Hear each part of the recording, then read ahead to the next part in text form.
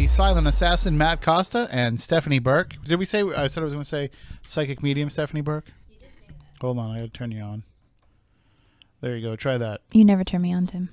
I can't help it. Yes, you did say that you were going to say that, but I don't think you've implemented it yet. We can though. All right. Well, we'll start now. It's a new, and then we'll forget again. It's a new year of Spooky South Coast. You know, we're only a couple shows into year 13, so now is the time to implement new things if we're going to implement new things. Oh, I keep trying to turn my headphones up over here, and I'm like, why isn't that working? It's because I had to plug in over here tonight. That's better. Now I can hear myself. I think I'm going deaf. That's okay. Well, so, you're getting sick, so you might be going deaf. No, this has been ongoing for a while now. Okay, well. I was complaining because I was like, oh, when I'm in the news booth, I can't hear the stuff coming through. Is anybody else having that problem? No. Nah, that means it's me. Well, that's creepy. That's okay. I'll keep doing this show, even if I can't hear anything anybody else is saying. I do sound super tinny coming out of these. Do you? Out of this box instead of coming out of the board. I feel like it sounds different, but I don't have the same bass that I usually have in my voice. Not that I have a lot of bass in my voice, but I like the way that being on the radio makes me sound. Do you? Makes me, well, nobody likes the sound of their own voice. No. But I do feel like the equipment here makes me sound better than I really do. Because people will be like, oh, you have a great radio voice. Like, no, I really don't. I think your standards are just low. It's not a bad one. At least you can understand what I'm saying. Yeah. Most of the time. Right. And tonight we will try and have you understand most of what I'm trying to say, because we're going to be talking about UFOs without Matt Moniz here. Right. He's got some extra work he has to get done this weekend that he's kind of cramming to get done, so he doesn't really have the time to come in. But it's too bad because joining us in just a little while will be Chris Cogswell. He's the new director of research for Mufon. Okay. With the Mutual UFO Network. So we're going to be talking about UFOs and about his work for, what he'll do in that position. He's the new director of research. He was just announced in the last couple of weeks, and he's going to share with us what that means and what that position is. But we're also going to talk to him a little bit about the Mad Scientist podcast, which is his other passion, his other pursuit. So we'll find out about all that stuff coming up tonight, and we'll take your calls as well at 508-996-0500, 877-996-1420. We will address the issue of last week right out of the gate here. Okay. Local people were wondering why we took the night off, because I don't know if you remember, but we took the night off because the snowstorm was coming. Yes. And then when everybody woke up on Sunday morning, there was no snow. There was nothing on the ground. Right. Because it had turned to rain and it washed it all away. Right. But I did stay up pretty late, and at the time that we would have been driving home, the snow was coming down pretty good. Apparently, we only got like 1.2 inches. Yeah, we didn't get anything, but overall, what fell was 1.2. But other places had 7-8 inches. Right, it was pretty bad in other spots. We got lucky with that one, but yep. It definitely would have been not safe driving conditions. I think we've learned growing up in this area, especially this close to the ocean, when they say 8 inches, sometimes it's 24. Sometimes they say 8 inches and it's nothing. So we're just better off not taking the chance. And people complain because they say, well, you guys live in New England. Shouldn't you know how to drive in the snow? Yeah, we do. Oh, yeah, we do. The problem is the other people who are driving around when we get out of this show are usually impaired in some fashion. Oh, absolutely, because it's the weekend. And we're already taking a chance on perfectly fine roads. And I would have driven. I have 4-wheel drive, but I had a rental. So that had nothing. So at that point, I probably would have been a sled going home. Just better safe than sorry. Yeah, absolutely. So, and the weather's fine tonight, so it's still wet and rainy, but it's like 50 degrees. It's windy and rainy. So it's not as bad as it was. And of course, coming up in the next probably about the next month, the Red Sox will start. So that will kind of move us off the radio. Right. But we'll still be able to do the show here on Spooky TV at SpookySouthCoast.com. So you can still watch the show and listen to the show even if the Red Sox are on. Mm-hmm. So, you can keep your radio on WBSM and hear the game, but you can jump on your computer or your smartphone or your tablet, or, maybe you want to use the YouTube app on your smart TV, whatever it is that you want to do to still be able to hear the show, because we'll still be doing the show. Right. It just won't be over the radio. So I know Dirty Deb has a problem with that, though, because she doesn't have a computer. Oh. So she misses out on the show on those weeks, but that's all right, because she can always hear me any other time. That is true. You're on every day. And she does listen. So I am on every day. You are. I feel like I'm here all the time. Well, 6 days a week, right? Yeah, for the most part. Mm-hmm. And lots of hours, but that's all right. I not to give away too much of what goes on behind the scenes, but I was asked this week if I'm doing too much because I'm here so much. I'm like, no, I just like to hang around here, and because it's a nice, quiet place to get work done. But Saturday nights are fun time. That's the way I look at it. And yes, it is. We'll have some fun tonight. Now, you said that you were traveling this week and you just got in. Did you just basically just leave the airport and come right here? No, I actually I haven't been home for 24 hours yet, but I got in early this morning, around like 2 a.m. and didn't really sleep much. Been up all day and rushed right here when I could. So. And then tomorrow you have a class to teach. I do. I'm teaching for about 6 hours tomorrow, and then Is it actually teaching for 6 hours, or is there like some time when it's like a workshop where they're doing some things and you don't have to actually talk for a few minutes? It's me talking for a good 6 hours. That's going to be rough. It's definitely going to be rough. I feel like every time I travel, I need a few days of recovery just to get some good sleep. I don't sleep good at all when I leave. I go away and I'm sleeping in a weird bed. I sleep better away than I do at home. Do you? Yeah. Not me. Well, but I also have a procedure that I go through. Do you? When I'm in like a hotel room. Oh wait, do I know this procedure? I don't know if I've told you the procedure of what I do to sleep. I don't know. Well, they always have like the regular room lights, and then they have like the little table lamp lights and all that kind of stuff. So what I do is I don't turn on the main lights at all. Okay. So like even when I'm like in the room, unless I'm like, doing paperwork or something and I need more light. But generally I just use like those little lamp lights so that when I'm in the room, it's already kind of darker and dimmer, and I'm getting a little bit sleepier. Then I watch TV. Mm-hmm. And then I will fall asleep with the TV on, because sooner or later I'm going to wake up in the middle of the night and just reach over and turn the TV off. Right. But I leave the TV on, so at least it's I don't want to hear the other people. No. So I don't mind hearing the TV, because it kind of blocks out the other people. Yeah. And then I usually fall asleep pretty quickly and pretty easily and don't have any issues, and wake up the next day and I'm like, well, I feel all relaxed now. Not me. I got really excited because this entire month's worth of traveling, there was always something strange happening in every hotel that I was at, like major construction. You could hear people. It was just awful. So I finally, when I went away for my work conference a month ago, I got upgraded to a suite that was like in a far back corner, and I was so excited that I was going to be able to just be away and I wasn't going to be able to hear other people, and it was going to be awesome. And it was the worst bed I've ever slept on in my life.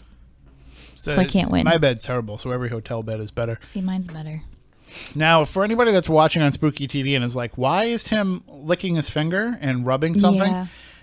I was clearing the screen on the phone because of the glare of the lights and my glasses and everything. If there's like any kind of like fingerprints on it or anything, I can't see. So I had to lick it and wipe it. Thank God you did that after you said you were just getting sick. Well, this is how I make everybody else sick. Right. So I'm not on board for this, just so you know. It had to be done. Had to be done? You could have taken a little bit of water and a little tissue and done the same thing. I don't want to hit this phone with water. Who knows what could happen? Who knows what technical problems we could have from that? No, you don't need a lot. You just need a little bit. What's Mercury in? Because we were already having some problems earlier. Mercury is about to go retrograde in March. So we're probably in early phase right now. It doesn't help us any tonight then. No, but early phase does count. I'd have to look and see. When doesn't it count? I don't know. Well, I prepped myself good for tonight's show. Why isn't your mic on? It is on. He's just not talking into it. Oh, don't make my life more difficult. Way over there. He's way over here now. He's doing that behind the scenes thing. Because I'm here this week. He is here. He's physically here this week. It's been a while. Where have you been? Why have you left us? I've been directing from my jammies. I know. I'm a little jealous. I'm not going to lie. This show can all be done from our houses. Like, we don't really have to be here. That's true. One person kind of has to be here to put us out over the radio, but then we would never see each other. Right. Right. That's so true. And with everything that we all get ourselves into, it's a nice little reunion. Right. So we will continue to put on regular clothes and come to the studio. We could wear jammies. We used to. I used to back in the day. Yeah, I'd come in like sweatpants or sometimes pajama pants. Not all the time, but once in a while, I would feel like I just didn't want to get dressed. Instead of the backyard barbecue, maybe we should have a slumber party. We can definitely do that. Well, we've got a couch in the studio now, so we can all just one person can sleep on the couch, one person can sleep on the floor, and I'll sleep in my car. It's probably cleaner. Gazelle took a perfectly good nap on that couch the other night. You did? No, Gazelle. Oh, Gazelle did? Yeah. Gazelle fit on that couch? Kind of. There was there was some feet hanging over. I'm sure. And we had to kind of wipe up his drool whenever. Ew. He didn't really drool. I'm just kidding. All right. Well, we're going. Oh, well, that's a different angle. I turn around. I'm like, well, that's a weird camera angle. Now I feel like I shouldn't move my microphone over when I move my mouse over. I do that all the time. Poor Matt has to keep up with me. Well, we're going to get into the discussion right now with tonight's guest. He is Christopher Cogswell, the new director of research for Mufon, the Mutual UFO Network. Chris received his PhD in chemical engineering, focusing on the study of nanomaterials for use as catalysts and absorbents from Northeastern University. So he's got plenty of experience up here in Massachusetts. He has a bachelor's degree in chemical engineering and philosophy from the University of New Hampshire. He hosts a podcast on the history and philosophy of science and fringe science claims, and is interested in how technologies and sciences are accepted by societies. We're going to get into all of that and more tonight with our guest, Chris Cogswell. We'll bring him on now. Good evening, Chris. Are you with us? Yep. Hey. All right. We got you locked and loaded here. Nice. So welcome to the show, and it's great to, after talking on social media, it's great to actually finally talk on the phone. Yeah, totally. Thanks for having me. Oh, we were very excited that you wanted to come on. Thanks for reaching out to us. And thank you for stepping into this position. How did you become the director of research for Mufon? So it all kind of started really from the podcast itself and kind of my time working with Astonishing Legends, so Astonishing Legends is another podcast that kind of does a similar sort of stuff to the one that I do. And middle of grad school, kind of that last year was going on, and I didn't really know what I wanted to do, but I knew that I wanted to get kind of back into philosophy, and so I just kind of was talking to old professors and mentors and stuff, and they were just saying, you're going to have to get creative with it because, philosophy is kind of a amorphous sort of profession, right? I mean, there's not a whole lot of solid stuff out there right at the very beginning of a career, right, besides professor or whatever. And so I sent an email over to Astonishing Legends and asked them if they needed a kind of a science consultant, someone who knew a lot about the history and progression of kind of fringe claims and ideas and stuff. And so they brought me on. And then as I was working with them and started my own show, I wanted to get more involved in the actual hunt for these things myself, and kind of, you read stories and you hear things about, no one ever takes this stuff seriously, and no one ever wants to really get into this and look at it, from a scientific point of view and whatever. And, I kind of figured, I have the opportunity to do it. I have the background, and, why not try to make, I guess, kind of a lifelong pipe dream, something that as a kid I was like, I want to hunt UFOs. And, my mom was like, okay, sure you do. Whatever, man. So I sent an email out to Mufon and just said I would like to be part of what they had at the time called the Science Advisory Board, and said I just wanted to get involved and maybe use some of my nanotechnology, nanomaterials background, and just in getting involved there and talking to people at the higher levels of Mufon and stuff, it became clear that there was a need for someone in this role. And, I kind of just volunteered, not thinking that I would get it. I was like, I have I have the PhD, I have this background, I'd love to take on the challenge, and yeah, they were great enough to accept some of the big changes that I proposed and some of the ideas I wanted to bring about, and so now that's kind of how the adventure began, so to speak. And what's funny is that you say, that your parents would never want to think that you were going to hunt UFOs growing up, but in a way, the things that you have studied and the things that you have done kind of all roll into UFO research in some way. There's facets of your knowledge base in the search for UFOs. Oh, absolutely. I mean, it is kind of interesting. I think, for the most part, there's really a huge amount of scientists and people in academia and engineering and in all kinds of areas, right, that kind of got their start, watching Star Trek and Star Wars and the X-Files and, all these kind of science fiction shows, right? And all of that, gets wrapped up into the hunt for these real life stories, right? And so, it's fascinating to think how much of our technology has been shaped by these science fiction, otherworldly sort of claims, right? But I think it is a hugely. That's why I think it's such an interesting time right now for the UFO field, is that there are so many young, scientists, so many young engineers, so many just young, thoughtful people who, again, grew up with these stories and for whom the idea of extraterrestrial life or, whatever that may mean, whatever these craft are, that idea is not a foreign one to them. It's something that we all grew up with. So I think it's interesting. I'll never forget one of the first media appearances that I did after starting this show was myself. I wish Matt Moniz was here, my usual co-host. He's a chemist himself, and he's worked with Mufon for years, and he's been researching UFOs for 25 years. He works with abductees. You guys would have had a great conversation, but he's actually not able to make it in tonight. But one of the first things that we ever did kind of to go out and promote this show was we were asked to do a cable access program here in the town of where the radio show broadcasts from, Fairhaven, Massachusetts. And the name of the show was The Rational Individualist. And the host, I believe his name was Steve Grossman, he wanted to have us come on and talk about all this stuff. And then, of course, he totally sandbagged us as soon as we started rolling the cameras and went after us and basically try to dissect everything that we do and tell us that we're stupid for doing it. And so the first question that he asked Matt Moniz is, Matt, if you're a scientist, what are you doing researching the paranormal? And Matt looked at him and said, my job. And that always kind of stuck with me, that, it's just because things, just because things haven't been proven or haven't been fully explained, it doesn't mean that they can be easily dismissed. Yeah, it's one of those interesting areas where I always say this to people too, where if I was couching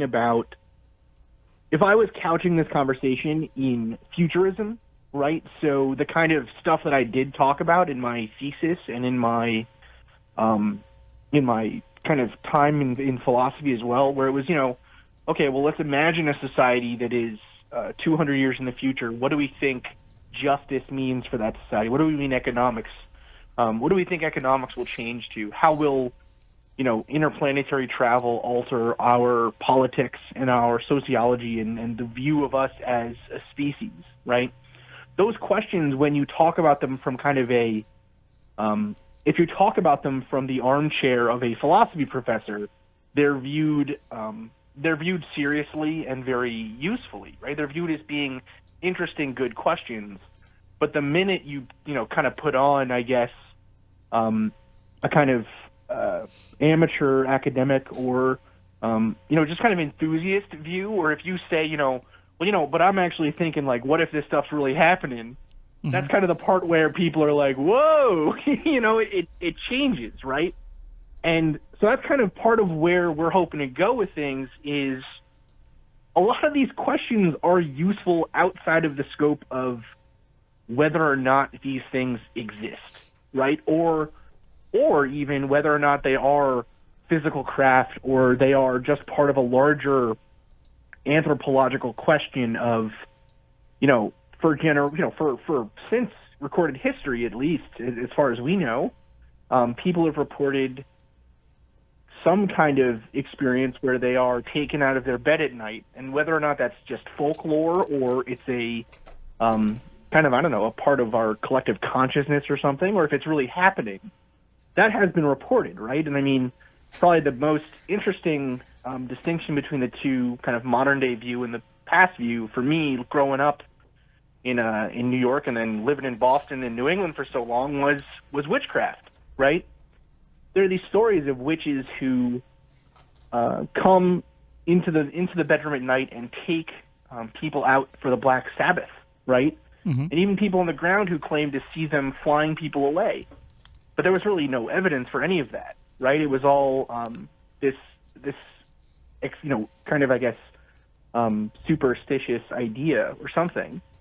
But the fact that is so similar to abduction cases, again, whether or not the cases themselves are actually occurring, that is an interesting question for someone who is seriously academically interested in the subject to investigate. And so that's kind of the way that I want to look at things more, where we're looking for the truth. We're looking for, I desperately want to find that case that convinces me that UFOs are out there, right? But I think there are interesting and useful ways for us to talk about this that kind of bridges some of that gap and brings what I would say is sort of an academic a weight to the topic, right? And a kind of a background, and couches it in a academic tradition. And so that's what you pitched to Mufon as being a new direction to take the research. And how was that received by them? So what I pitched to Mufon was kind of opening up what we consider to be useful investigation, or what we consider to be useful research, right? So a big part of that is changing the way that we view UFO cases, right? So, for instance, right now, the way that we look at UFO cases is basically as individual events, right? So kind of like, I would liken it almost to the way that we used to do police work in kind of the 1800s to the transition with centralized large law enforcement organizations, right? So previously it was individual police departments tracking the criminals in their community and looking at these crimes as individual events. But eventually we found out that, well, actually, there's a lot of usefulness in providing statistics to these cases and doing analysis of criminology and the way that criminals think, and also useful things on the outskirts of that major study, such as the anthropology of crime or the sociology of crime or the economic driving forces for it or the psychology of a criminal. All of those things are adjacent to criminology, but not necessarily what one would consider to be criminology as such. What I basically proposed to Mufon was we do the same thing for the study of UFO cases. We, of course, continue to investigate and look at these individual cases, but we need to start applying different lenses to the statistical data, to the overarching themes that we see, and we need to start basically looking at, we basically need to start treating the study of UFOs like we do any other primarily human-related study, right? So just like you would study sociology, that's kind of a lot of the same tools that I would hope to start using for the UFO field. And then on top of that, bringing in people with serious scientific credentials and using those people that already exist within MUFON to actually study the data that we have, right? Because, I mean, even if we think that 100% we believe that UFOs are real, and I personally do believe that. I believe that there is something to these cases. Even if you think that's true, 1 out of every 100 of those cases might be a real one, but 99% of them are going to be misidentified, or there's just not going to be enough info to do any kind of further study, or you're going to get your 1 or 2 hoaxes out of 100, right? And within that 1 out of 100, maybe 1 out of 1,000 will have physical evidence, right? Some kind of mark on the body, or, singed trees, or even a landing spot or something, right? So really, if we want to do something useful with this data that we collect, and we do collect a lot of it every year, we need to stop focusing so much on those few cases that have, I guess, what one would maybe term forensic evidence, right? Things like these physical pieces of evidence, and start looking at these data trends and this, looking at this with a wider scope. So that's part of what I proposed to Mufon. The other part was being more critical of basically making Mufon be something of a gatekeeper to what is considered to be good practice or good, kind of the thing that I always go back to when people ask me this is, if everything is evidence of UFOs, then nothing is, right? If everything is evidence of extraterrestrial contact of some sort, then we start losing the forest for the trees, right? It just becomes there's too much, and we start allowing in so much possible theorizing and information that you can't get through it, right? And so what I proposed was creating basically what amounts to an internal review board and an external review board where Mufon investigates these cases and looks for trends in the data and looks at the big proposals out there about what UFOs are, what these theories are that are out there, and basically provide to the public and our members a view on what that data is and what basically our experts who have been doing this for 30 years, 40 years, some of them, what their take on it is. So trying to provide a service as something like a peer review board or something like that for the UFO community so that we don't keep treading the same water over and over again. And one of the things that can happen with, especially, when you liken this to criminology, one of the things that can happen in that field is that as you are building these case studies and looking at the forest for the trees and seeing commonalities and seeing patterns, you can almost predictively identify certain traits. And, that's why we can say, this person fits the profile of somebody who's going to be a criminal. And there is a lot of a movement toward that. Do you think we could ever get to the point where it's predictive of who could be the type of person that might have an abduction scenario? Or, is this some of the certain factors or certain locations that might be a spot where a UFO sighting or landing could occur? Is there a way to kind of use this information to predictively know where these incidents are going to happen so that we can actually get ahead of them so that we're catching them as they happen instead of chronicling them after the fact? Sure. Well, so frankly, I don't know yet, right? We don't have the data yet. We have the data, but no one's analyzed it yet. Right. What I would say, though, is that I think, so that actually kind of gets to the heart of one of the more interesting questions that is out there right now, raging in this field, right? That is, are UFOs even a physical thing, right? Right? Is there any reason, as far as we can tell, to what happens, right, with this event or with these cases? You kind of get into that with the Skinwalker Ranch type stuff, where are these, some of these instances just seem like things that are just getting weird for no apparent reason, right? The high strangeness of it all might suggest that there really is no way for us to even comprehend what the underlying theme or idea is. However, I would hope that there are trends that we can at least see.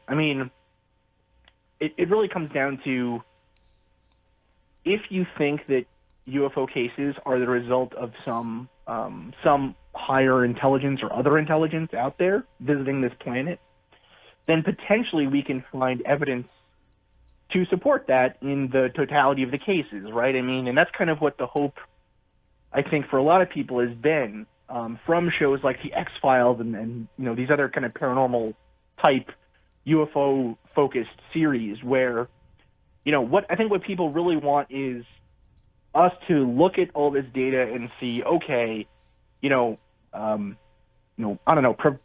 predominantly women in the age bracket of like 20 to 35 are being abducted. They all have this color hair and this color eyes. and they're all this descent, right? This kind of ethnicity, and so clearly there is some kind of genetic testing going on or something, right? Or they want us to find, okay, well, it's always people that are in families that have abductions and all this other stuff. And maybe that's going to be the case when we actually go through the data and look. What I would say, though, is that then actually using that to then jump to a conclusion about what the ultimate goal is, that gets you really close to kind of the problem of, correlation does not suggest causation, right? Just because there's a correlation here where, okay, I don't know, I'm just making these numbers up. I have not, we don't have this data yet in front of me or anything, but let's say that we find out that, 90% of the people that have a sighting are living in 30 of the United States, right? Then that might make a suggestion for where we should send our investigators, but we can't then say that is because they're, looking for a specific sort of person or someone who, lives near a cornfield or something, right? There's not enough info out there, I think, to make those kind of correlations. So in terms of being predictive, I don't know. I hope, though, that it will at least be descriptive, so we can at least use it to do sort of an analysis of, if a case comes in, do we think it is a valid case? Well, I just wonder, if Mufon's been around for all these years and has chronicled all these cases, then why hasn't anybody taken a step back and analyzed that data and looked for patterns and commonalities? Is it because they're afraid of what they might find when they do start putting it all together, that, maybe it might come up with something that is not supportive of the work? Maybe they come up with a pattern that says there's probably not as much of this as we've put stock into it over the years. Right. Well, so I think partly it is. So I think it's a problem. It's a layered issue. As with everything in all of these types of fields, it's always a layered issue, right? First off, Mufon is a volunteer organization, so access to the type of knowledge of database analysis and putting it all together and that kind of stuff has, I think, been elusive for a long time. 10 years ago, the average Mufon member didn't grow up using Excel their entire life. Right? Today, that is the case. And that's the other part of it, is that the ubiquity and access to the internet and access to computers has really, like in a lot of other fields, allowed for really revolutionary changes to be done here, right? And then the other part of it, I think, is that there has been an issue of data collection itself, right? I mean, Mufon, we get about 300 to 500 cases a month of sightings of some sort, and that's all the way from someone claims to have been abducted to someone claims to have seen a star in the sky. So we get about 500, say, of those a month at maximum, and 300 usually on average. That's 300 cases that need to be gone through, and those are all volunteers who are going out and actually talking to the witness, getting their information down, and then making an analysis of what they think has occurred. Mm-hmm. There really has not been a centralized effort by Mufon, or really, as far as I can tell, any UFO organization, to collect all of the data out there from the entire community, put it together through some kind of filter system, and for us, that is now going to be our internal review board, who will look at all of these cases, and then come out with a useful set of data that can be analyzed by researchers. So, so it's a long answer, but that's really, I think, the answer is that it's access to the information, it's the ability to upload it easily, and it's the ability to then disseminate it easily, right? I mean, putting out a scientific report is all great and everything, right? That's wonderful, but the vast majority of people interested in these cases aren't scientists, and the vast majority of MUFON members aren't scientists. Mm-hmm. So we need to analyze it scientifically, but then we need to disseminate that information in a way that is digestible to everyone, right? I mean, that's the thing. I want this information we collect to go out to everybody. I want non-Mufon members, skeptics, Mufon members, true believers, everyone should have access to this information because we're collecting it and trying to do a public service on top of trying to kind of be a voice and be a source of answers for people that have had a weird experience like this. Well, I think it's helpful, too. You mentioned the younger generation and people being more used to using the internet and computers in their daily lives. I think the fact that more people are aware now of MUFON to have a place to report these sightings, too. Whereas, 20, 30 years ago, until it was part of the somewhat of the lexicon to have a paranormal experience, people would keep this stuff to themselves and not want to give that information up. And now, yeah, totally. Now when people have something happen, they're looking, they might see something weird in the sky and just go to Google and type in, who do I report a weird light in the sky to? And then MUFON comes up for a search, Well, it's kind of one of those things where it's kind of a good thing and a bad thing, right? It's just like with the internet with WebMD, right? If you have if you had a weird lump on your body somewhere in previous generations, you maybe would have gone to a doctor for it, but maybe you'd be too embarrassed, right? You just would have let it, whatever. We're going to let it do its thing. We're going to see what happens, right? And today, you can Google everything, like you said. So, yeah, I think that is kind of a really good thing with Google, that it lowers the barrier for embarrassment and it allows people to seek these answers out without needing to kind of, tell, you don't have to call the Air Force anymore and say, hey, I think I had a UFO sighting, right? Or you don't have to tell your boss or whatever. Now, at the same time, though, as although that is a good thing, it's also kind of a bad thing because it means that there is so much, there's so much misinformation, and, I hesitate to call it disinformation. I don't know if that's the case. But I mean, the number of people who think that they are reptiles is too damn high. Let's put it that way. Right. Right. Like the huge majority of information out there on UFOs is probably not grounded in fact. And that's kind of where I hope MUFON can be, as opposed to previous eras, let's say, where MUFON was kind of a gathering place for all of these ideas. I hope that MUFON can start to be a filter and a gatekeeper for, we think that these three hypotheses are really good, and these are kind of the areas that we think people should be looking for. And a place to say, we think, although this is a interesting possibility, there's not enough meat here really to dig into, right?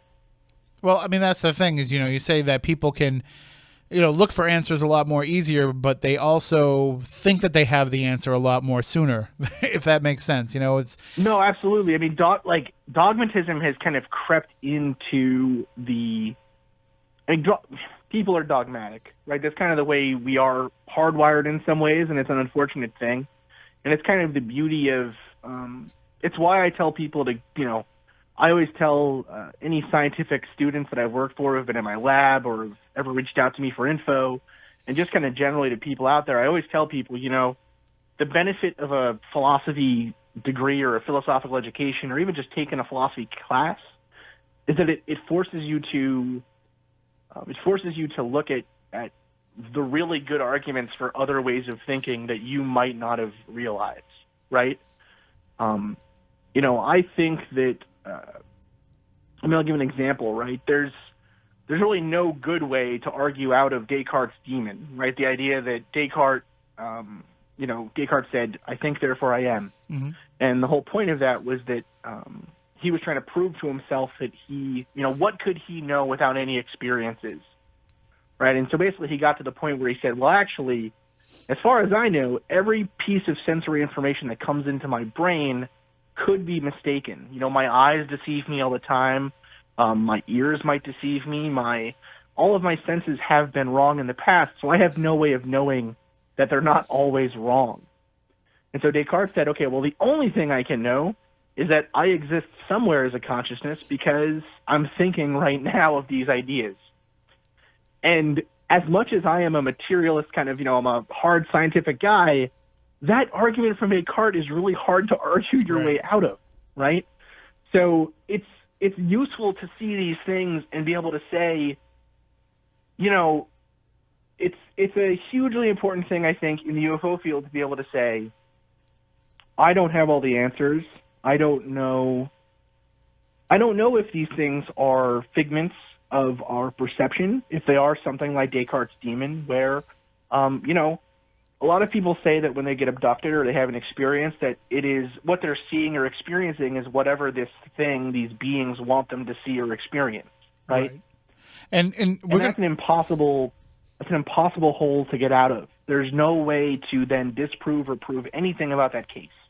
We do have to take a break based on the person's testimony. We got to take a break for the news right now, Chris. When we come back on the other side, though, I do want to get into that about what people are experiencing. So we'll be right back.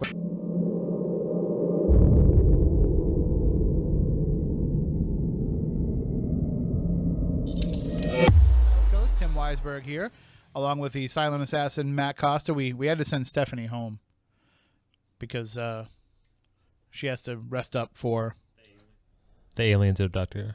Right, I think that's what was actually happening. So she's telling us that she's, you know, tired and worn out and not feeling all that great, and you know she has to teach that class tomorrow. But I know what it really is. I know that like she knows if she gets home before midnight, then she's safe. Mm-hmm. But if she's like out after midnight, the aliens might get her. Right. That's exactly what it is. It's kind of a perfect cover to say that you don't like aliens if you are an alien. That's a good point, too. So maybe that's what it is. All right, she's getting in the car now, so now we have to stop talking about it because now she'll be able to hear us. But we are having a fantastic, fascinating discussion with our guest tonight, Chris Cogswell. He's the new director of research for Mufon, and he's also the host of the Mad Scientist podcast. We're going to talk about that a little bit as well coming up in this hour. If at any point you want to call in with any questions, 508-996-0500. 877-996-1420. And you can also send in your questions in the chat room at SpookySouthCoast.com and on YouTube. You can see us there. And, well, my beard's looking pretty good tonight. We have somebody, it looks like Belia in the chat room saying, was watching a Ghost Adventures episode tonight and saw the guy from here with the goatee. I don't know which, is that me? I don't know. Was I on Ghost Adventures tonight? Maybe. Usually I gain a couple of Twitter followers when I'm on, so I don't know. Probably not. Zach doesn't want to have me on anymore.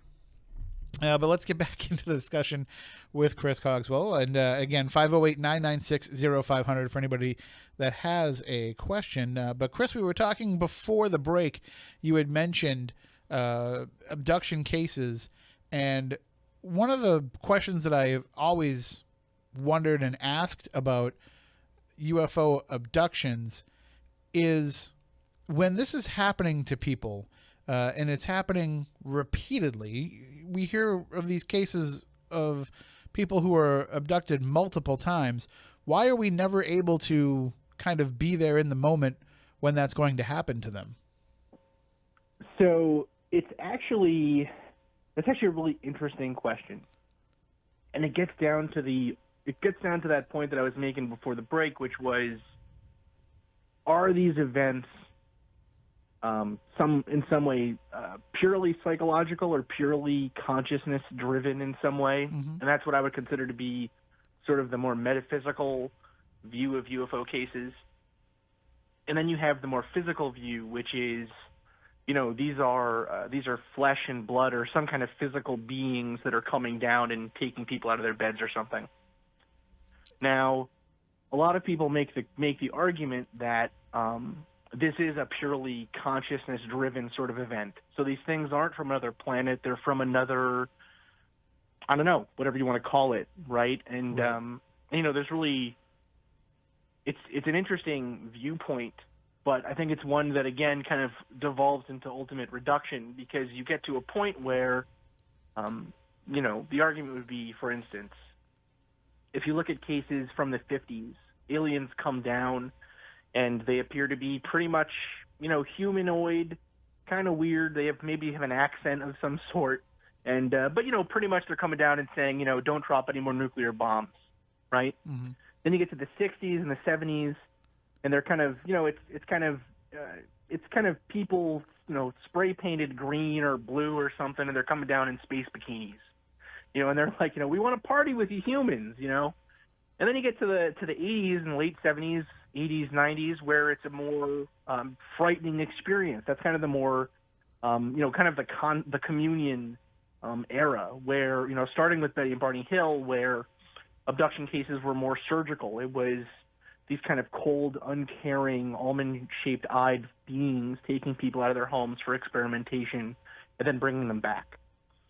And then today, you actually see sort of almost a Lovecraftian sort of event where people are transported out of their homes. There extreme terror. They see things they can't understand or explain, and just kind of really weird stuff happens to them. And there is oftentimes still this kind of surgery aspect to it, but we're definitely starting to see kind of a twinge or a turn over to more high strangeness, let's say. Now, the people who are pure materialists would say that is evidence that abduction is a sociological thing, that it's being changed by our cultural perception, and so these people are either maybe a real event happened to them, but they're conflating that with what they expect an abduction to be like, or what they expect a UFO to be like. Right. But the kind of consciousness, metaphysical UFO believers would say that, this is evidence that they are changing what they appear to us as based on what they think we can handle. Right? So kind of that idea of, well, why do you look like that, Mr. Alien? And the alien says, well, it's what your mind could understand. Right? I'm a fifth-dimensional creature or something, and your puny three-dimensional mind can't understand me as I truly am.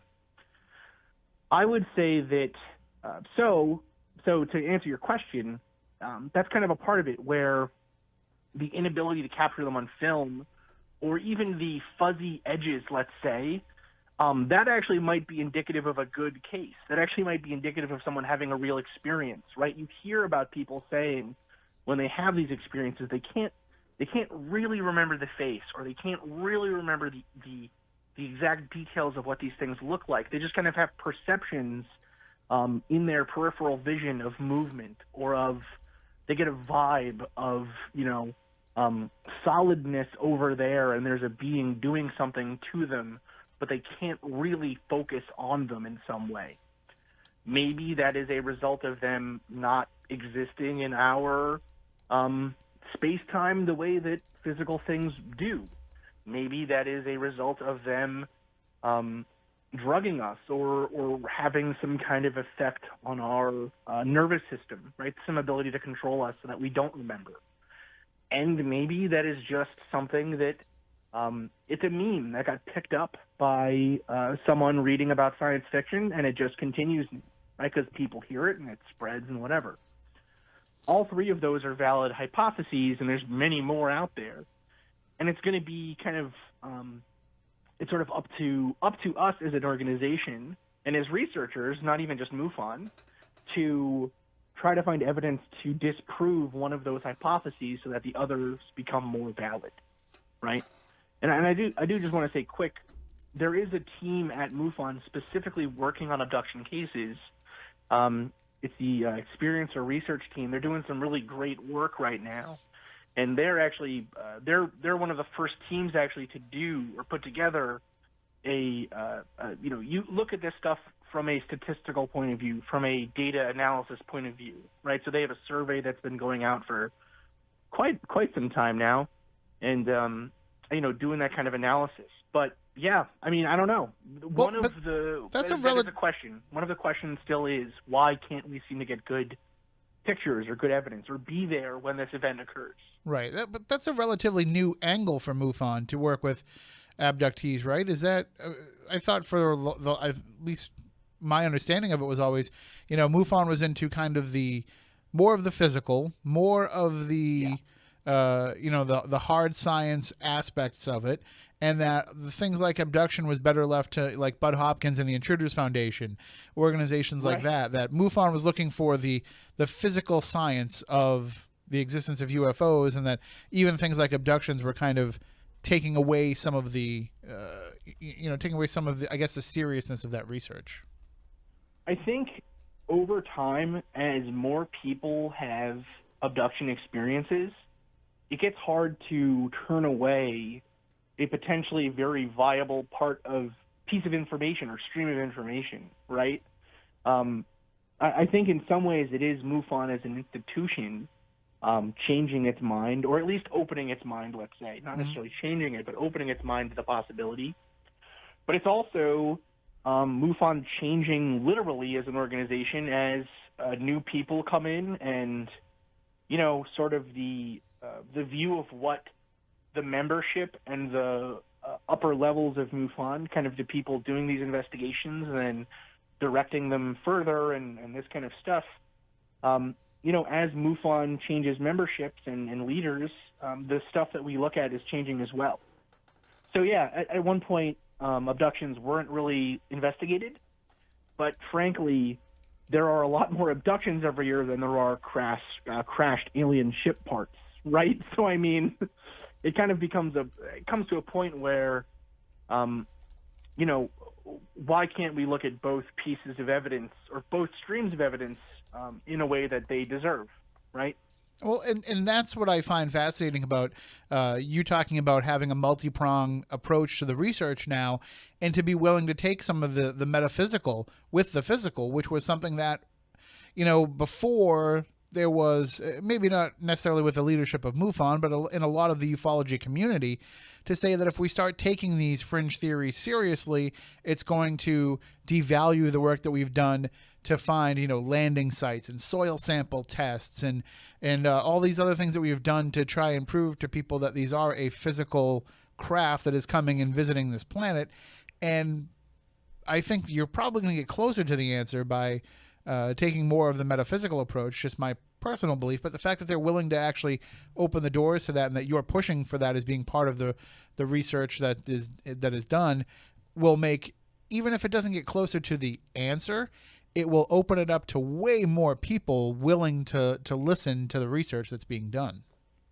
Well, it's actually kind of interesting. Every time I talk to anybody about MUFON, one of my favorite things is finding out what their opinion or view of MUFON was before they talk to me. Because MUFON is kind of this,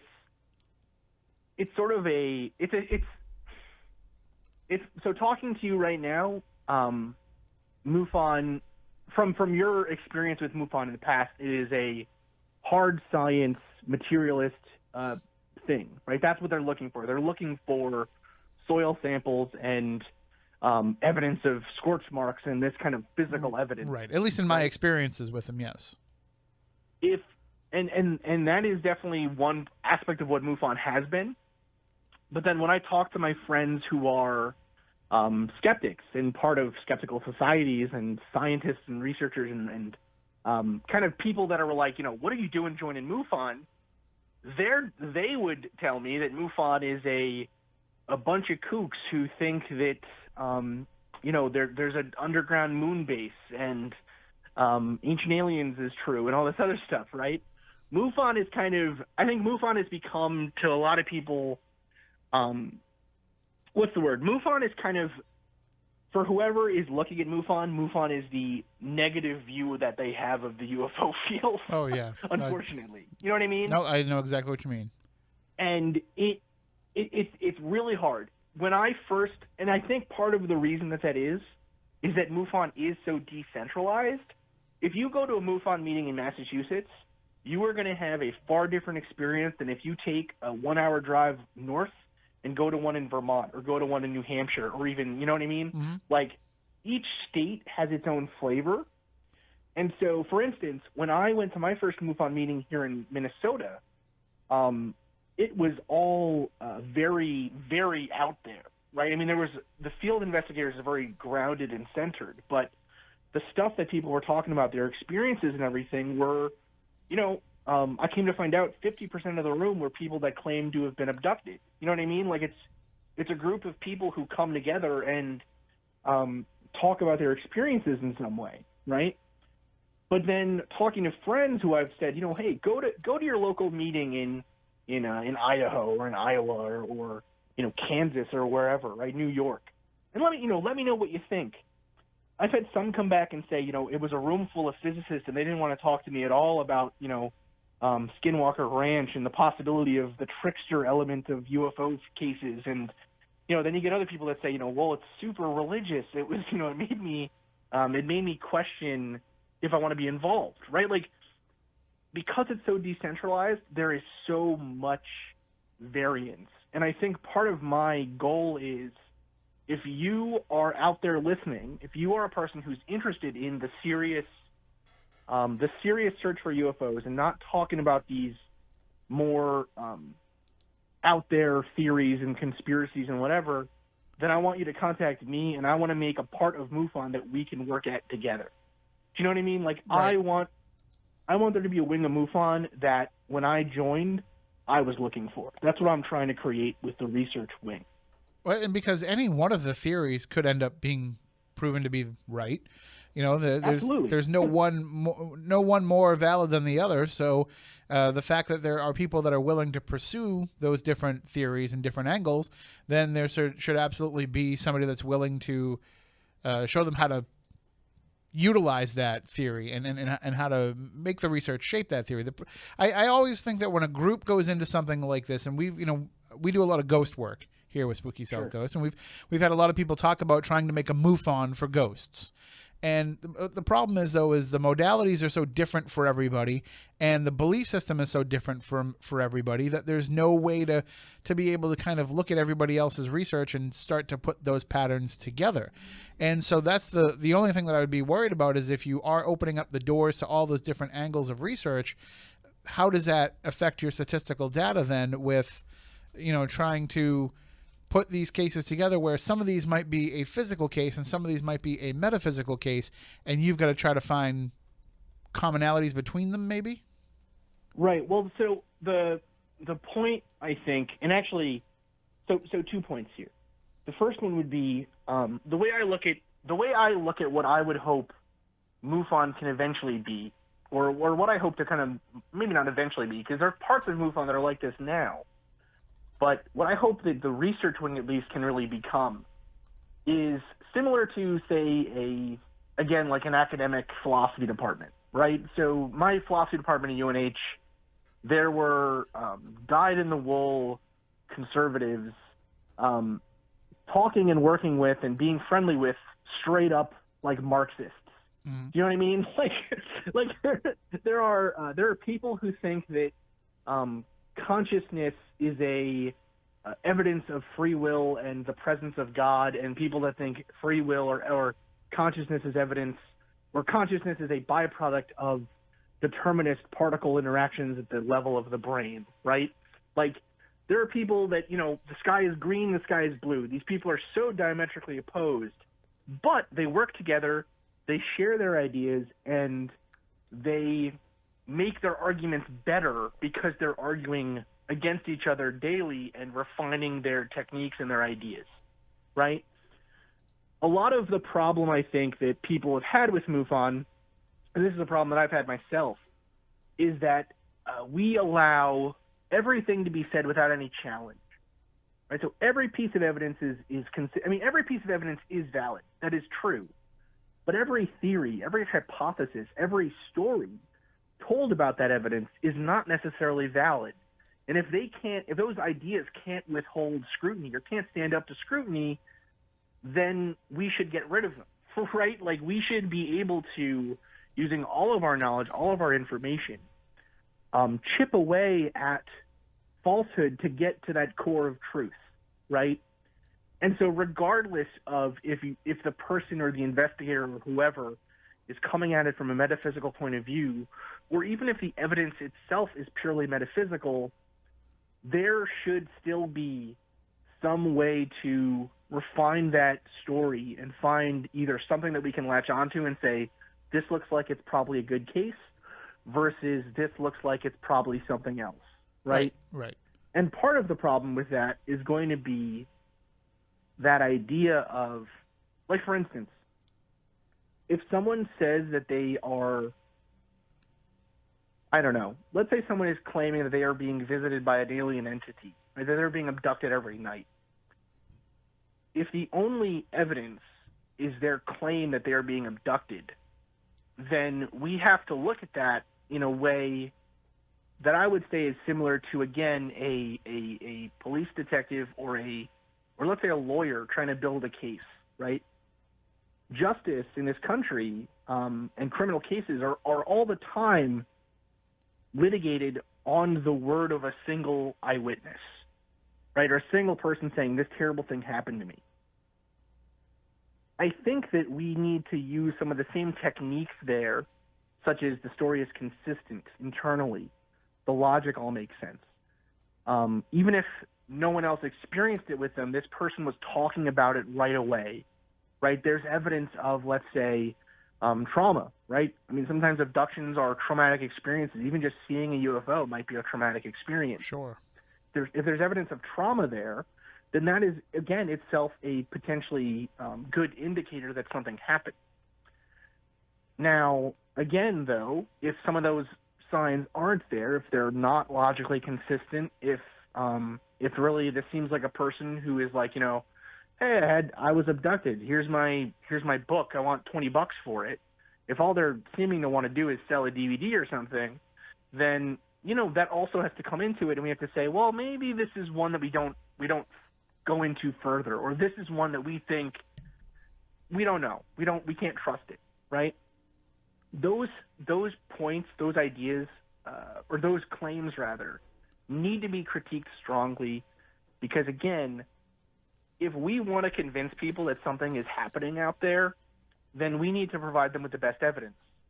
And if we're just collecting everything as evidence and just seeing what sticks on the wall, that's not a good way to, first off, not a good way to present ourselves as an organization. It's not a good way to represent our members. It's not a good way to really get to the truth, right? It's not a good way to get to that bottom of the information. So it is definitely a hard tightrope to walk, let's say, between the metaphysical and physical evidence. But I don't think it's impossible, and I think we can.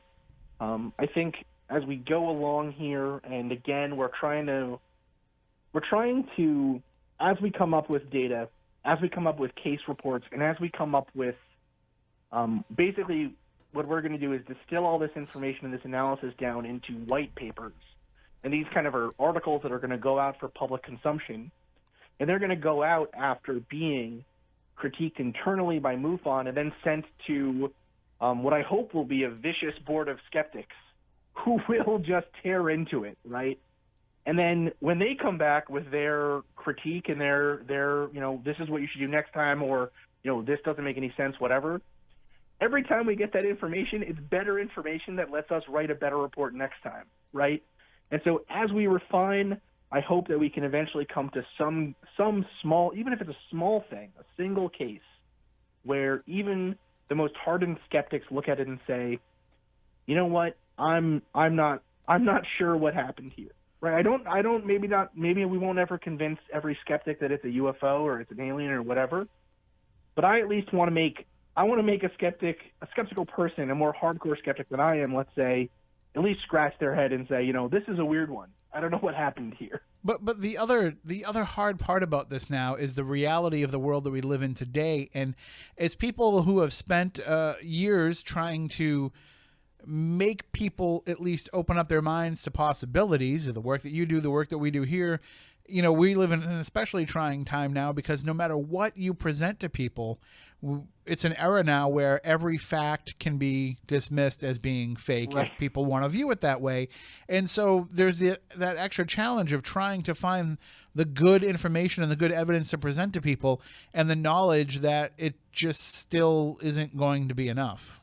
Right. Well, it's hard. It's so hard, especially with, Adobe Photoshop. Really, I mean, they just destroyed paranormal research. And for ghosts, we don't even need to go that far. Like for ghosts, you don't even need to spend the money on Adobe. You can just get a 99-cent app on your phone that just throws ghosts into every photo. So at least be thankful they haven't done that yet for UFOs.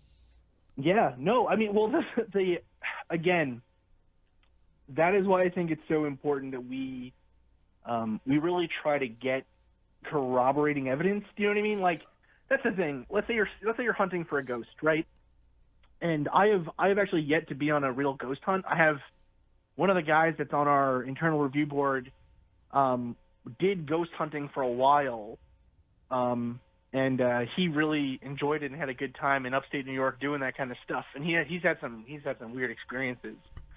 But anyways, if you were hunting for a ghost and say you caught some kind of, I don't know, on camera you caught some kind of voice that said, oh, what's your name? And the voice comes back as Mary.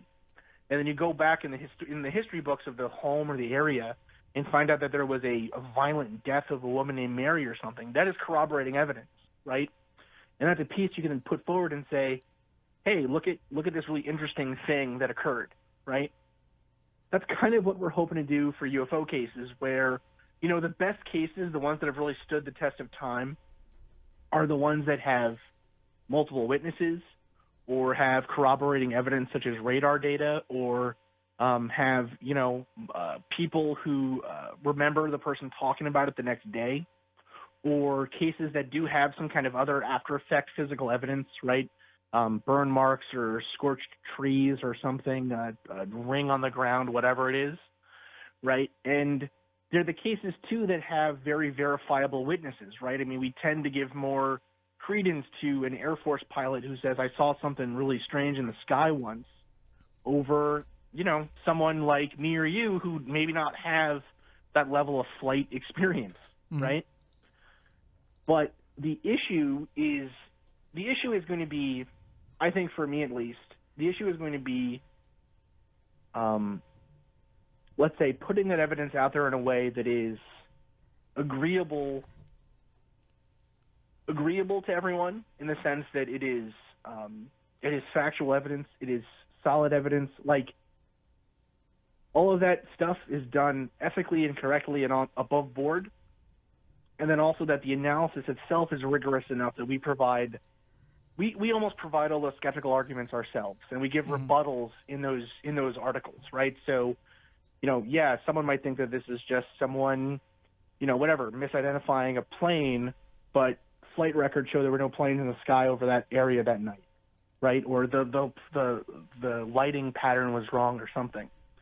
You're never, in my view, going to convince everyone 100% of the time. Like, no matter how good a case is, if an alien came down tomorrow and shook the hand of the president and was like, yeah, we've been visiting, sorry for all the weird stuff we've been doing, you would still have people on the internet saying, oh my God, that was a crisis alien actor. You know what I mean? Right. Or like, you would still have people on the internet making conspiracies about it. So those people we're never going to get. And at the same time, we're never going to get the really hardcore skeptics who just want to debunk everything, right?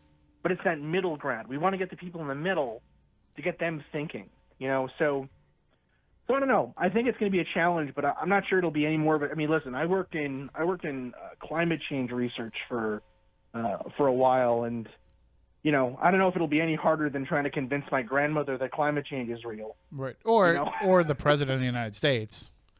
Right. For that matter. Or the head of the EPA, people that should know about it. But I know, it's ridiculous. Oh my goodness, science. What is happening to science? Science does not matter anymore. Did you not see the memo that went to the CDC? They don't want to know about statistics and information. They don't want scientific words and reports anymore. And that's that. You had mentioned earlier in the show, kind of off the cuff, you mentioned disinformation, and I used to think that there was an active disinformation campaign out there for certain topics and certain subjects, but now I wonder if it even needs to happen, if they even need to invest in any kind of disinformation, because people are their own best disinformation.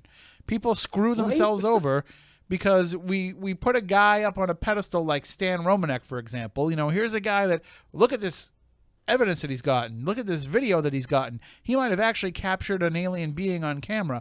Oh, by the way, he's also into child pornography and everything else. And it's like, whether or not it's true doesn't matter anymore, because the people who don't believe him will say, well, look at all this stuff that he does. And then the people that do believe him will say, well, look at what they're doing to set him up. And it's just, the argument is always going to be there, because we just naturally as humans either are faulty human beings trying to do this work, but at the same time, we are also so easily willing to believe the fact that this is too good to be true. Right. Well, we have, we have a problem where, so not that long ago, the government basically came out and said, or at least, Elizondo came out and said, hey, I was paid by the government to look for UFOs, right? Like that is basically disclosure, right? That is the government coming, someone who worked for the government not denying it, a senator saying, yeah, I paid for it too, I put the money out there for it, saying, hey, we've been looking for UFOs. Right. I mean, it's not disclosure to say that we know that they exist, but at least to acknowledge the fact that we're looking, yeah. Like we're looking, right? The government is actively involved in looking for UFOs. And that happened, and I remember that day getting, texting all my friends that are involved in this and whatever, and being like, oh my God, this is crazy. Did you just see CNN? He was on, and all this other stuff, whatever. And then the next day, nothing changed. Right. Right? Like nothing happened. And I honestly do believe that if the government said, this is video evidence we have found, whatever, on a satellite of an alien ship, look at this, we have concrete evidence, we have to start working to defend our planet or contact them or whatever, within minutes there would be someone online saying that this was a false flag operation, some kind of disinformation, something to, I don't know, pay the military or upgrade our weaponry or whatever, right? Like that, and the problem, or part of the problem, I think, is that in some ways, MUFON has been, in the past at least, almost an unwitting agent of allowing that to happen in some ways, right? So in the sense that by UFO research not internally critiquing and coming out and saying, hey, we don't believe this guy, right? By not doing that work, by not having those uncomfortable conversations, we've almost opened the door to this kind of bad stuff, right? We've opened the door to this conspiracy and this bad info. And again, I agree with you. I don't even think that the government does not need to, I think, pay money to sow disinformation in paranormal, UFO, conspiracy circles, whatever, because there's always going to be someone out there trying to make a quick buck on people who will believe what they want to hear, right? There's always going to be an Alex Jones selling you a water filter, right? There's always going to be that person out there selling you some stupid product that doesn't do anything off of your fear and your dogmatism. There's always going to be that person. And so in the UFO field, that has happened. That has happened recently, right? That is occurring all the time. And part of what I hope we can do at MUFON now is really be a source where people can look and say, is this idea above board? Does this idea make sense? Is this a scam? And right? And remember, if our government doesn't want to pay to sow those seeds of discord, Russia certainly will.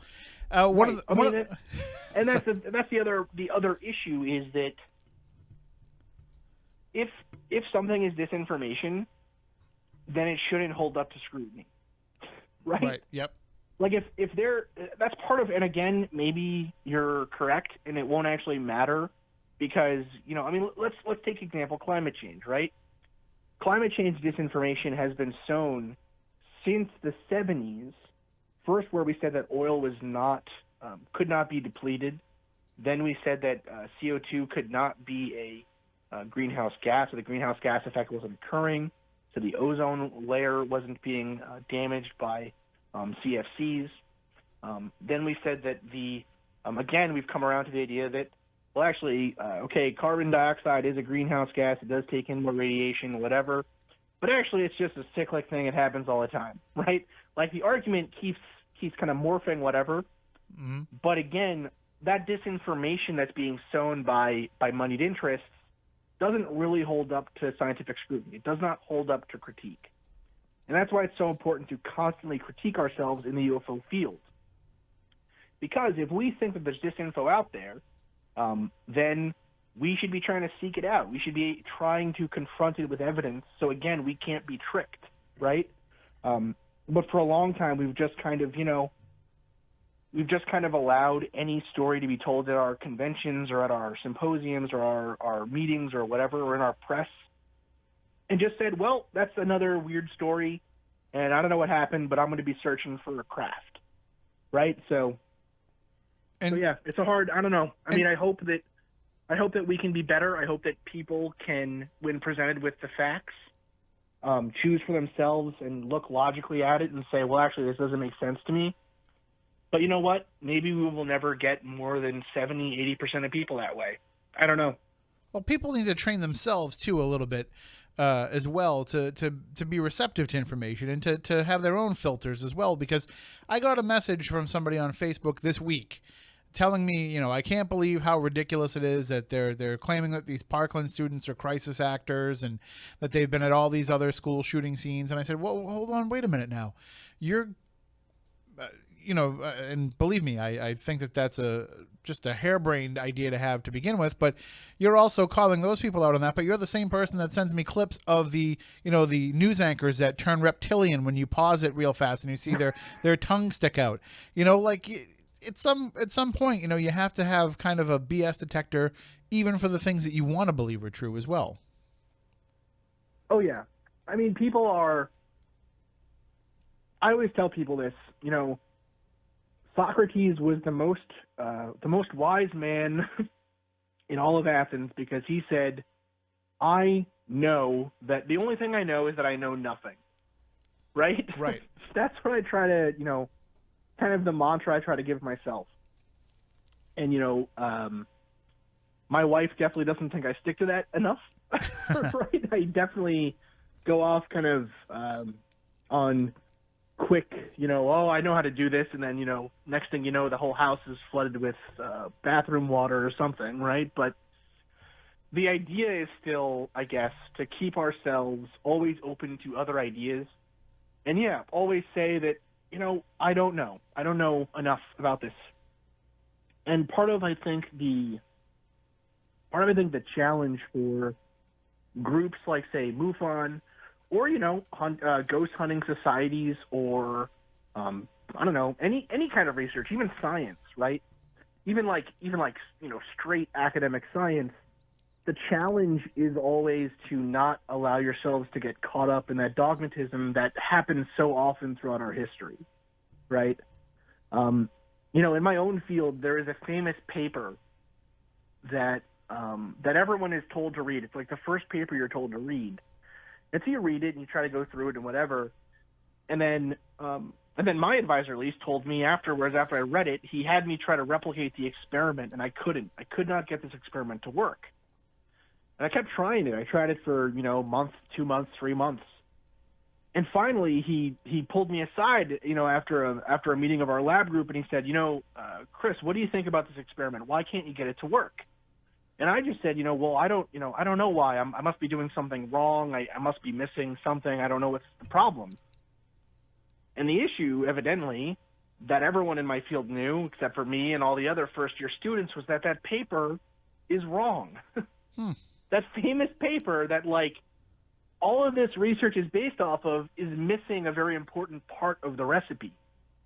And the reason it's missing it is because at the time that the paper was published, it was basically a patented material. It was a specific material that was made by ExxonMobil. And so they just missed this part that I guess seemed obvious to them, but it isn't obvious. It was not something I thought to do. And when I changed that method, it worked completely. It worked the first time I tried it, right? And it worked every time after that, too. So even in the sciences, even in these places that we think are very critical and very, erudite and whatever, there are dogmas. There are, giants that we think can't be felled, or ideas that will stay forever. And it's important to remind ourselves that that's not always the case, right? So, but it is hard, and that's also partly why I think it's so important too that we do. Like, if I had to say right now where I think we're probably going to find the best evidence for UFO I don't know, for UFOs even existing in the atmosphere or something, Mm-hmm. I would say it's probably going to come from either a military sighting or a sighting with a good video and radar confirmation or something like that. But that doesn't mean that I'm going to not look at abduction cases or, I don't know, other kind of close encounters or, calls from people who are just, everyday people, whatever, right? We have to be open to all that data because you don't know. We don't know until we look.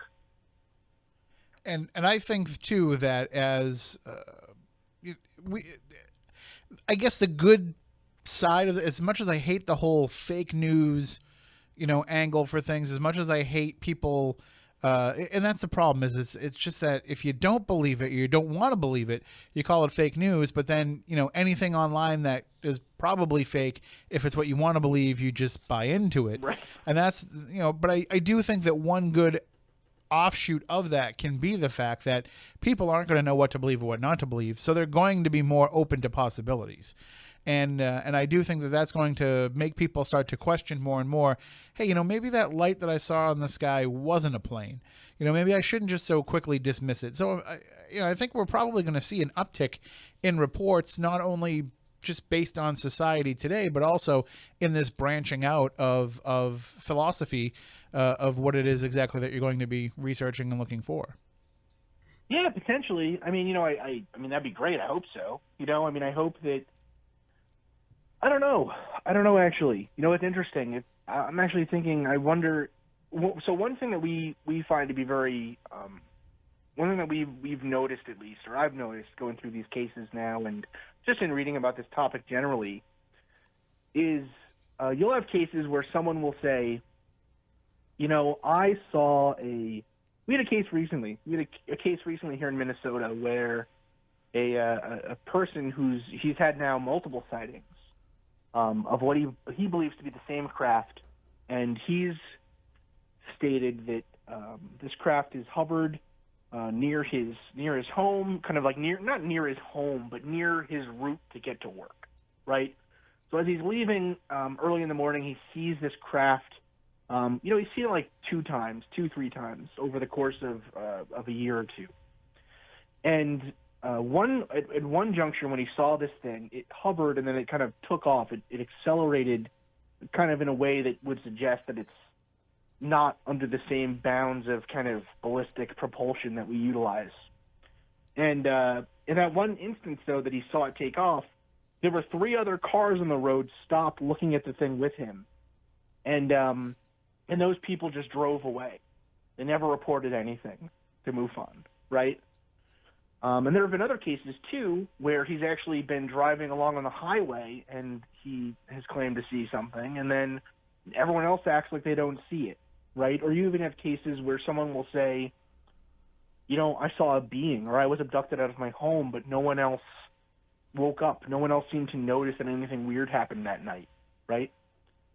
So it becomes a question of literally being open to the experience, right? And it's actually something that, I'm sure you're probably more well versed in this than I am. But you look at the history of, let's say, demonology, right, or kind of ghostly encounters. And one idea that crops up a lot is the idea that you have to invite something in. Mm-hmm. Right? You won't just have an experience out of nowhere. You have to be open to the experience, whether that's positive or negative in some way or whatever. And in some weird ways, that's kind of also the case for UFOs. Right? We have members who will say, I never seen anything, and then I started coming to these meetings and I saw a craft. I finally saw one, right?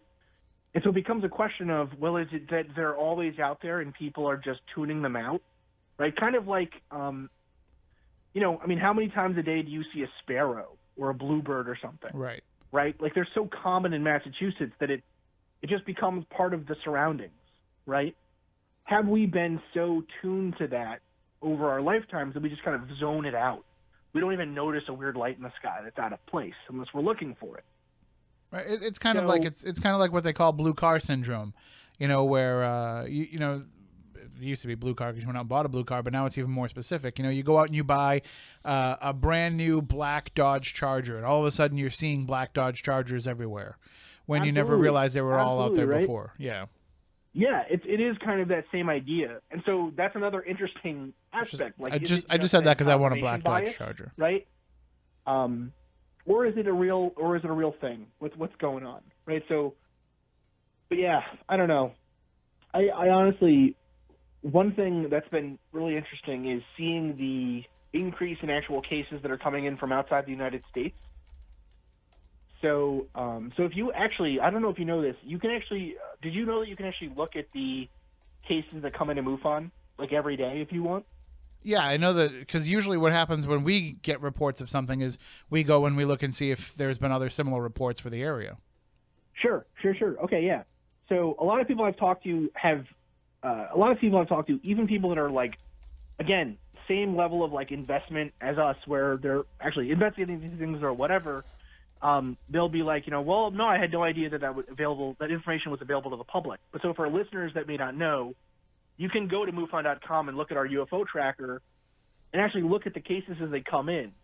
I don't suggest doing it at night because it is spooky to some people, but it is an interesting pastime. It's something cool that you can go into. And one of the you can see.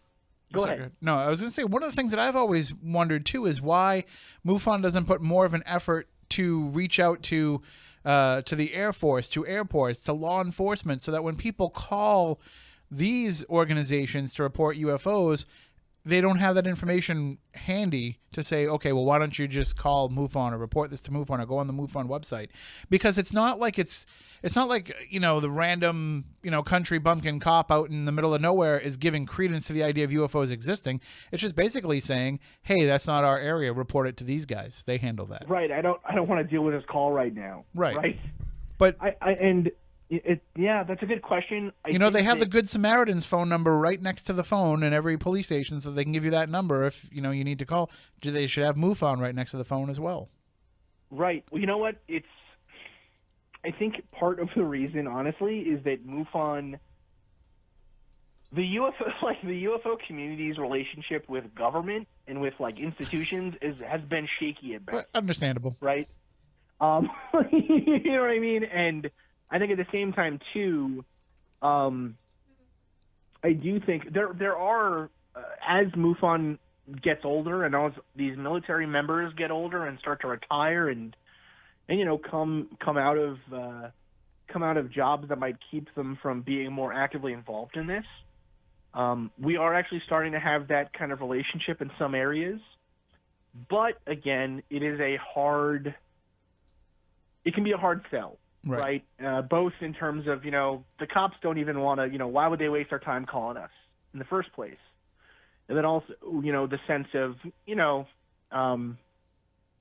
sense of reluctance, I think, on the part of a state director or a field investigator or something to give their name and information out to another person. Right. Right. But no, I mean, that's a huge thing. And I think it is an important thing that MUFON needs to start doing more of, let's say, is making it clear that, we are interested in everything. If it's as simple as seeing a star in the sky or a light that seems to zigzag around or something that you can't explain or whatever, we want to hear about it. You know what I mean? And you can go on our website and report it yourself, or you can contact a local MUFON representative, right? But yeah, I don't know, actually. That is a very good question, and maybe something that I'll have to bring up the next kind of functional directors meeting. Well, we only have a few moments left in the show. Why don't you let everybody know about the Mad Scientist podcast and what people can expect from that show?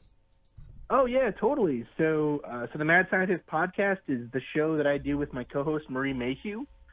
We take a hard scientific look at paranormal and other sorts of claims. So all the way from conspiracy theories to ghost sightings to UFO cases to Bigfoot to vampires to all the spooky stuff that you hear about in other podcasts, but we look at it more seriously in terms of the science and the history and the philosophy that goes into those ideas. It's a pretty lighthearted show where we try to be pretty funny. It is not safe for work. We are a little bit crass on the air, but it's super fun though. And if you like this kind of stuff and you've always wanted to hear, I guess, kind of the hard science behind some of these techniques or these ideas, my show might be for you. So you can find us on iTunes, on Audio Boom, basically everywhere you listen to podcasts. It's the Mad Scientist Podcast, and the logo is a guy with a jack-o'-lantern head, so it's super easy to find. and that's what I think is the best part, the best way to look at things, to have that balance of looking at things through the hard science lens, but also still be willing to have fun with it and be willing to say, in the end, we really don't know the answer to any of these questions yet. Yeah. I mean, ultimately, like, you have to have a good sense of humor to be involved in this stuff, right? I mean, if 9 times out of 10 you're just going to go talk to some interesting character who's had a weird experience, you have to be able to roll with the punches and see kind of, a bigger picture, I guess, right? It's not always grim Scully and Mulder stuff. Really, a lot of the time it's more, maybe more akin to Scooby-Doo. I mean, it's pretty hijinky and kind of, it can be fun. So we try to have fun with it. We try to be open to ideas and stuff. And, we do, though, bring the science. So, if you've ever wanted to know, I don't know, how electrons orbit a nucleus, we are that show. So, well, certainly I think our audience would love it, so they can check it out again through iTunes or wherever they find podcasts, and right on the website too, right?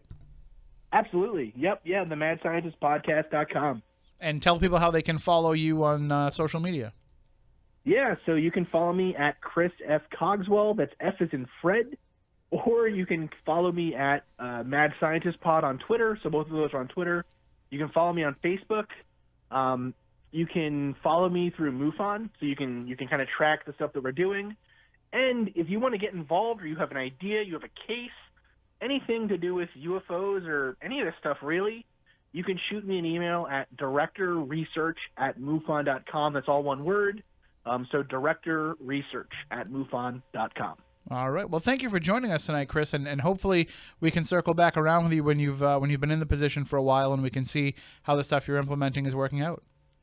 Absolutely. Yeah, I'd love to come back. Thank you so much for having me. All right. Thank you for coming on. You have a great night. Thanks. You too. That is Chris Cogswell. He is the Director of Research from Mufon and the host of the Mad Scientist Podcast. We are just about out of time for this week's show.